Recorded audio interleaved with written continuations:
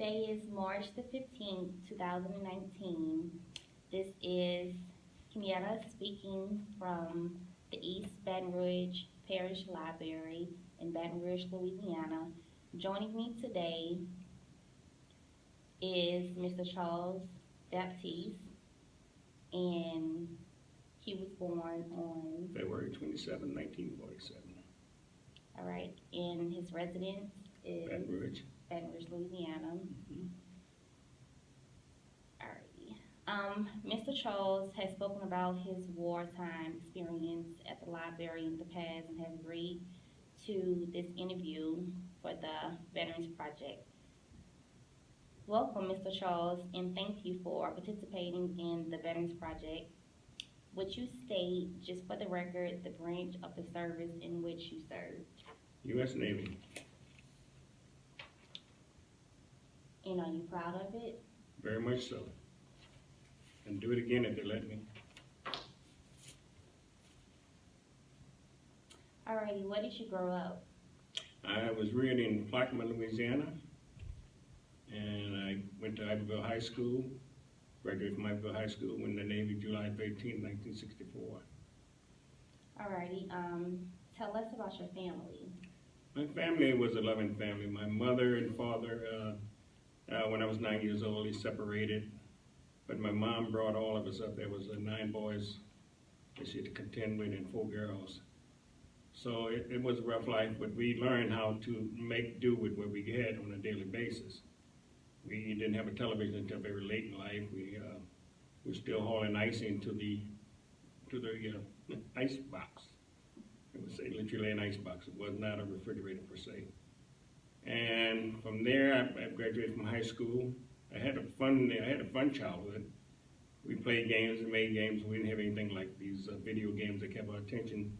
And there was very few fat kids when I was coming up. We were always running and playing and climbing, having a lot of fun. Alrighty. What warring branch did you serve? Went to war in the Vietnam War in 1967, and then went back into the military in February 1974. Got caught up in the Gulf War in Vietnam. At Al Jubail, Saudi Arabia, we served in Kuwait and transported fuel and supplies forward to the troops in Iraq. Alrighty. And where did you serve? Well, if you got a moment, I can give you a whole lot of places. First, I started off recruited here in Baton Rouge, went to New Orleans to the Customs House, from there to Great Lakes, Illinois for boot camp. From boot camp, I went to the Philippines for 18 months. Then back to the States, I was put aboard the USS Paul Revere out of San Diego. Shortly thereafter, we went to Vietnam, and we had Marines and Army personnel on board. Alrighty. How old were you at the time? 17. 17? Alrighty. Did you have any friends or family who served in the Vietnam War? Yes, I did. I have a lot of dear friends that are dead. E.J. Calloway, Joe Hamilton, Oscar Mario, more. Oh my God, some of the names I just right now can't recall. They're very close friends. When it was Buddy and from Elmore, from down there by Gula, and Jimmy Allen just passed. Oh, yeah. Right, we were gonna move on to something else. Alrighty. They're touching on that situation. Alrighty. Where did you receive your training? In Great Lakes, Illinois. Alrighty. Did you know anything about Vietnam as a country? Yes, I did. I went to the segregated library in Plaquemine, Louisiana, where they had available to us the used National Geographics that came from the white library.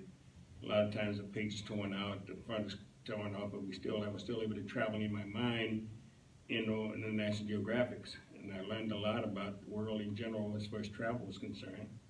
I saw that. I wanted to see the gate, the Torah gate in Japan. I got a chance to see that, and but it was interesting. And the lady, Miss Smith, who was in charge of the library, she always knew to keep the National Geographics on the side for me when I came in, because I was always looking at them, always saying I would go to this place and go to that place.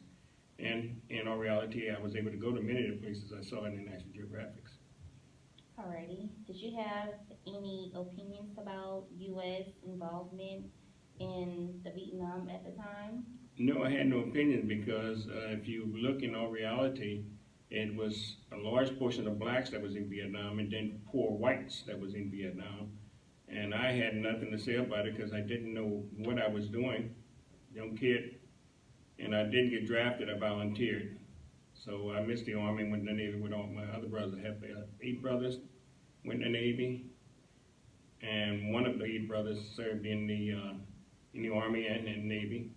And then my brother, Richard, he served in the Army. Okay. During the Vietnam War, what was your first impression?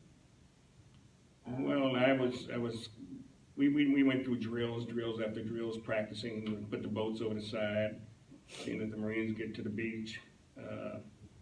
But my first impression of it, was, okay, I'm here. What am I going to do now? And it was just something to deal with in reality.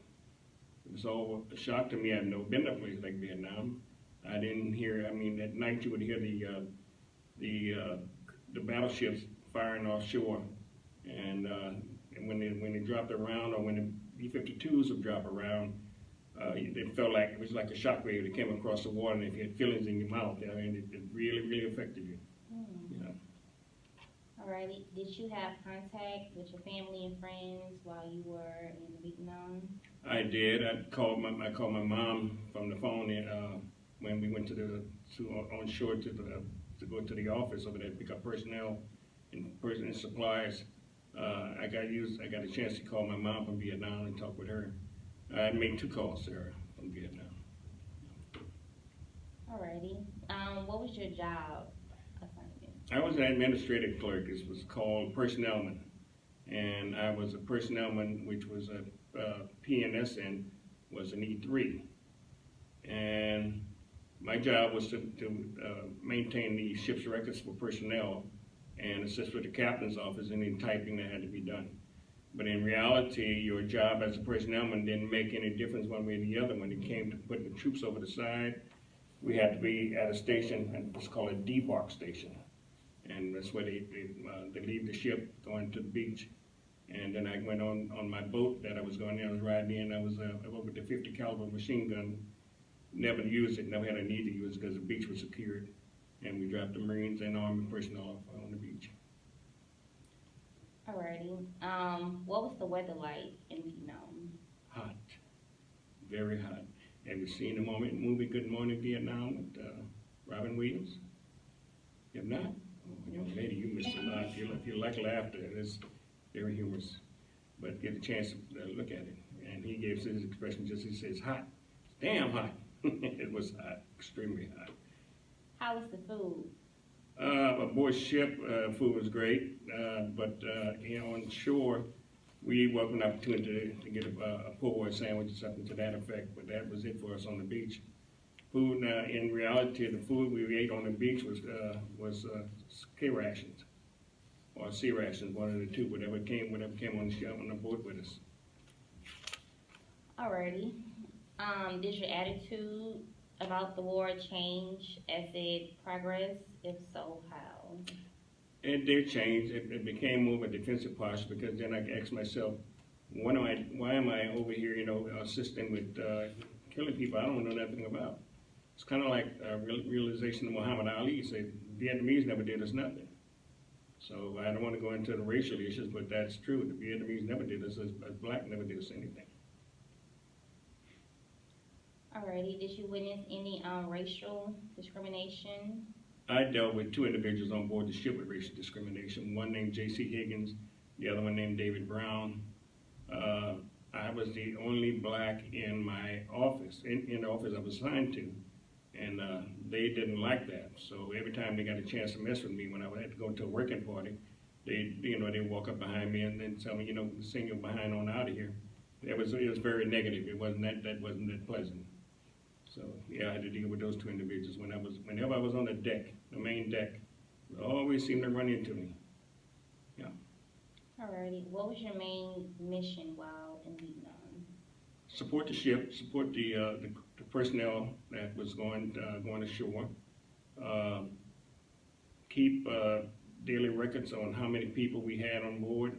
If we had to transfer some back to the hospitals, had to keep the names of the deceased on board and transfer that by message back to what we call Congress, Captain of the United States. And we in turn had to maintain all our personal gear, wallets, watches, that type of stuff.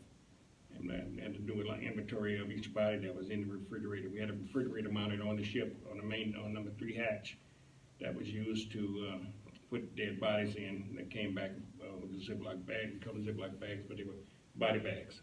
We put them in the refrigerator. You okay? Yeah. What was the biggest challenge that you experienced during the war? Not getting drunk. I used to, sometimes I think about the bodies we brought back. Some of the people I was very friendly with, I made friends with them before they went on shore. And it just to the point where, I try to drink my thoughts of that away. But when reality, when I sobered up, I come right back to square one. Same thing. Thoughts are still there. But in the years that has passed, I can say truthfully, I think I've gotten over it. Alrighty. After the Vietnam War, how were you treated when you came home? Well, we didn't come into San Francisco Airport. Those guys, returning troops, had the uniforms on, they got spit and called baby killers. When we pulled back into San Diego, we had them at the gate. We had some people up there accusing us of being baby killers, especially if they knew which ship. Somehow they got the information on which ship was coming back in, where it was coming from, that type of stuff.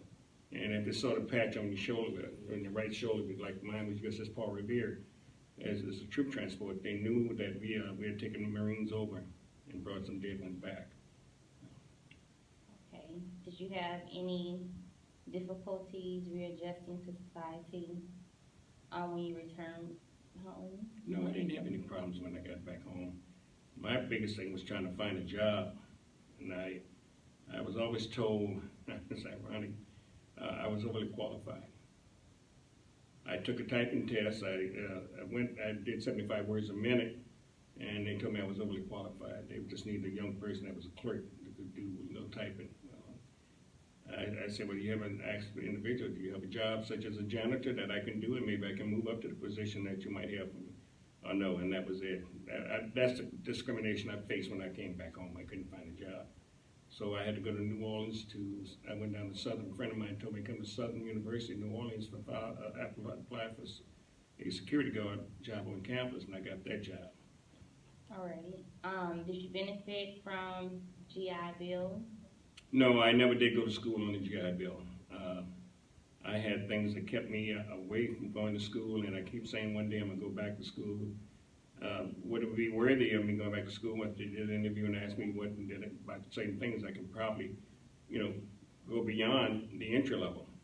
Yes. All right. Do you still keep in touch with friends that you made while in the Vietnam War? Yeah, I keep in touch with Jim Ruiz,